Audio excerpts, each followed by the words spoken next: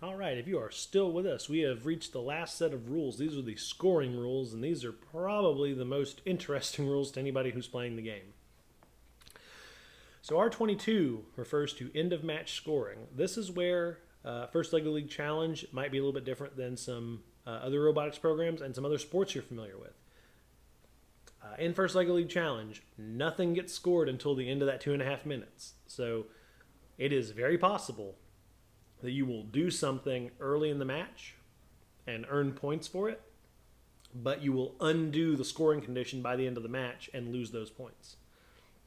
So mission requirements must be visible at the end of the match to count, unless a method is required. When we go over the missions, we'll talk about what has to be done during the match, but for the most part, and I'm not sure if anything actually affects that this year, the table does not get scored until that 2.5 minutes runs out. So keep in mind, it doesn't get scored when your robot is done moving. It gets scored when the match ends at 2 minutes and 30 seconds.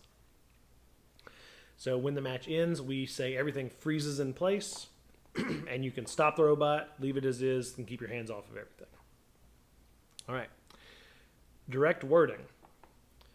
So this limits the confusion because the text means exactly and only what it says.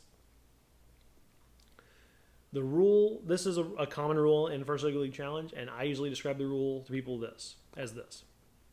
When you are reading these rules, pay attention to what the rule says and pay attention to what the rule does not say. Because the point here is that if a word is not defined, it's the common meaning. If a detail is not mentioned, it does not matter. So when you go to look at these rules and say, oh, I have to do this to score, double check what the rule says because you are only required to do what it says. If it's not in there, it doesn't matter. Rule 24, information ranking. So two game facts disagree. So earlier, I had mentioned that throughout the season, these rules can change. There will be challenge updates. Okay? And challenge updates usually serve to clarify rules. But what usually happens is that in clarifying, they do kind of sometimes add extra requirements. So you will want to keep up with your challenge updates. Now, these updates are not just for the robot game. Sometimes we will get updates for the innovation project as well, and you'll want to stay on top of those. And those are posted in the same place as everything else, and you have a link to them in your robot game rules. But from all sources, the most recent robot game updates have the highest authority. Then the missions, then the competition rules, then the field setup.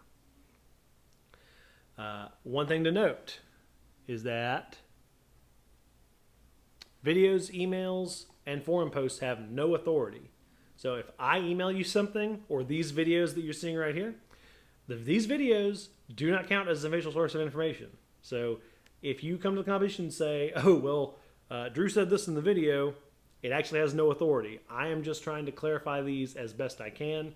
Anything that I'm adding or taking away does not mean it's actually taken away from the rules. So compare what I'm saying with what the rules say. I'm trying my best to make sure I don't add or remove anything. But these videos, an email I send you, they're not official authority in terms of the rules.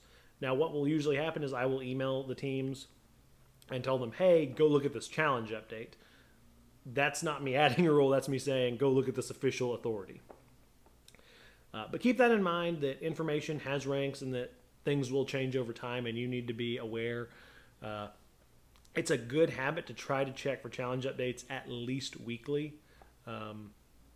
Probably usually on Thursday, I would say, might be your best bet. But I can't predict what day they'll come out on. It's definitely good to check every week, though.